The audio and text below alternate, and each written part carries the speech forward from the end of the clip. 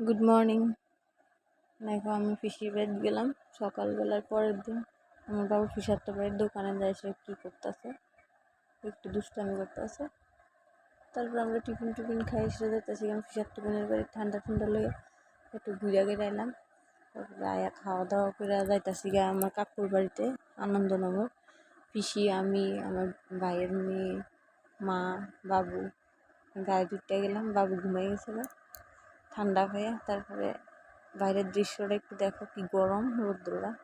তারপরে খয়ারপুর নামে গেলাম, নামে মিষ্টির দোকান থেকে ঠান্ডা নিলাম, একটু জলের বোতল নিলাম, মিষ্টি নিলাম। তারপরে আবার গাইড দিলাম।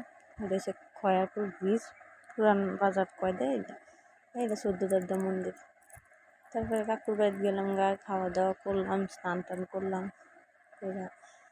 কাকুর বাড়ির ভিউটা একটু দেখাইতেছি। তারপরে আমরা রেডি হয়ে গেছি, আয়া পড়ুন বিকালবেলা 6টার